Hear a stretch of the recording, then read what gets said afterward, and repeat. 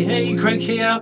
I'm going to record you 3 quick 10-minute training videos on SEO. I want to get you started, I want to help you understand what it is and set you on the road to more direct bookings.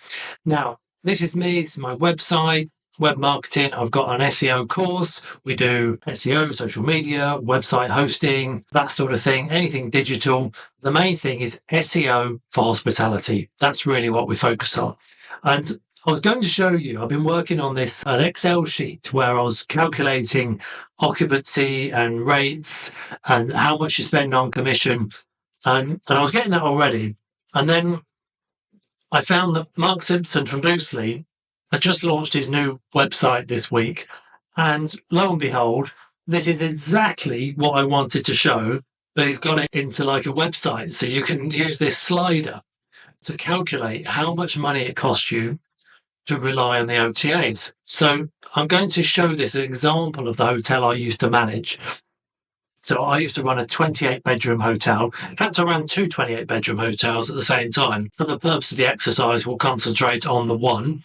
It was quite a nice hotel. The average daily rate was about just sly of £200, so $225. Occupancy, that's on the low end, 75%. But if we're taking a bit of winter, a bit of summer, that's about right. It was probably about 79 if I'm realistic.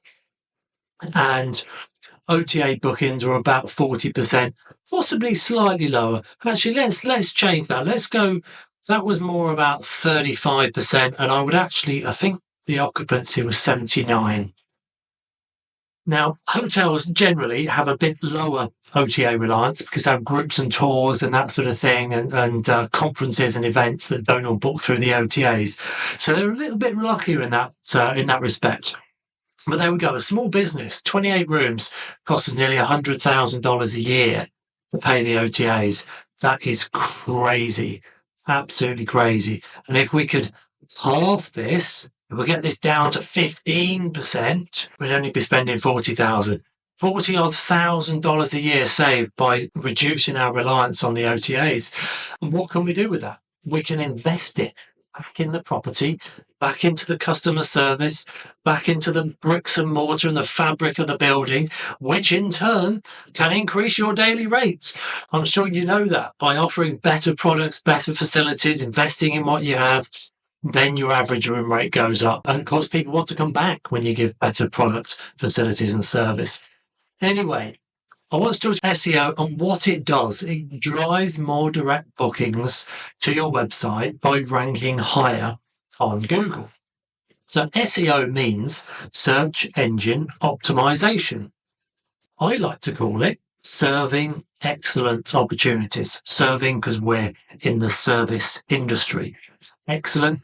Obviously, we don't want terrible opportunities, and opportunities because we want to be in front of more people. The more people we're in front of, it's an opportunity for a click-through, an opportunity for potentially converting a booking directly. Now, this is a little tool I use called Uber Suggest. You might have heard of Neil Patel.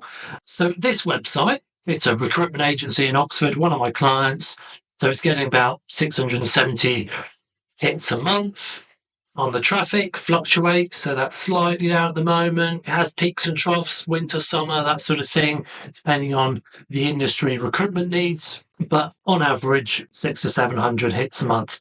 Now, we can grow the traffic by adding more keywords. Okay, without keywords on the page, we're not going to get traffic. If we go to another website, which is brand new, this one has no monthly traffic, just 3 organic keywords. And that might just be a ranking in the top 100, i.e. the top 10 pages on Google. No one goes past page 2 or 3, really. So we have to add more content to our web pages in a structured manner that gives you the authority that Google says, yes, I like and I trust this page. Google has an algorithm. EAT stands for EEAT. It's experience, expertise, authority, and trust. And if you tick all those boxes, Google will rank you. particularly if you've got plenty of keywords, good site structure, the mobile and the desktop loads fast. So on this version, a bit slow. On the desktop, it's not bad. But SEO, technical SEO, is about fixing this sort of stuff. So Google trusts you. The more backlinks you have, so that's another website with a link to your website. That's a trust signal. Google will rank you higher. So let's take a look at what's called the SERP, just means search engine results pages. And there are different sections of the SERPs. You've got sometimes directory listings here. You sometimes see that. You've got the map pack section. So the map pins, and that's the hotel I used to manage, Cotswold House. And then you've got the natural listings. Everyone wants to be at the top of the natural listings. So for this search query, I typed in afternoon tea, Chipping Camden. Okay, so the hotel I managed, you served afternoon tea in Chipping Camden. So as you can see, we're high up in the map pack and we're number 1 on Google. Now, is that enough? Is that what everybody is typing in? Is that everybody's search query? Well, no, because somebody else might put in vegan afternoon tea, and they might put in Camden, not Chipping Camden. Now, Google thinks I spelt it wrong because Camden's in London, but this is a village in the Cotswolds. But still, we come up top on our blog page, and we come up third on our natural page. And we move on to another search query. Gluten afternoon tea, Chipping.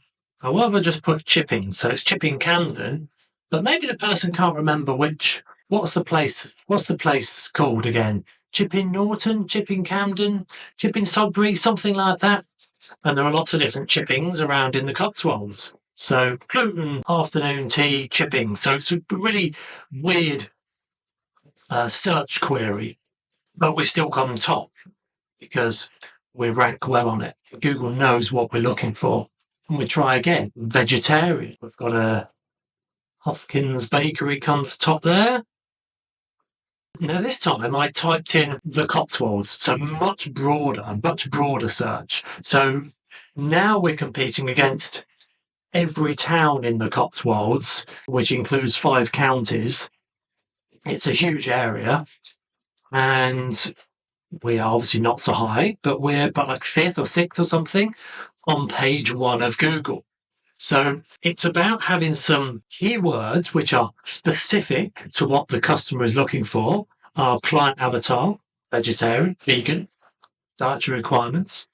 In locations, niche, targeted locations such as Chipping Camden, or wider, broader locations such as Gloucestershire or the Cotswolds, and covering all our bases and being the expert by talking about the subject on our website. And that is what will rank you. So that's what SEO is in a nutshell. And that's how we use it to get in front of more customers. So when it comes to, say, accommodation, I always say, start with the niches.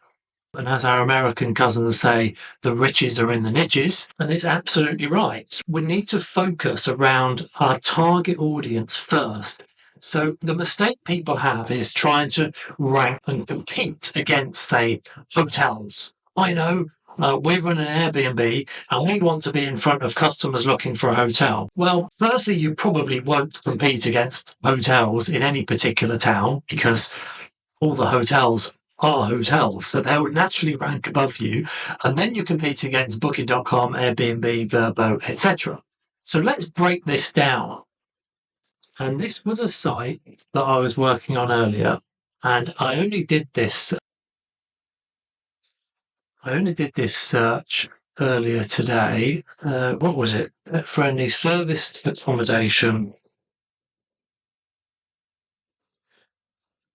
So it wasn't pet-friendly. It was pet-free, which is a big difference, but is also a niche. Now, I'd been working on this website, and I just happened to search it, and it came top. And I'm using a different browser, by the way. So go and do that search yourself. Pet-free service accommodation Belfast. This is almost a brand new website, and within a few months, say, it's now at the top of Google. We've only been working on the SEO for 4 weeks. Okay, so the niche, pet free. People want pet free. They're also looking for a service department, and they're looking for the city of Belfast. So we break everything down into 3 things: the niche, the location, and the target audience. Okay, and by doing that, you can rank top of Google, above booking.com, above Expedia. Yeah, because they're not bothering with these niche terms, which you can bother with and you can rank on.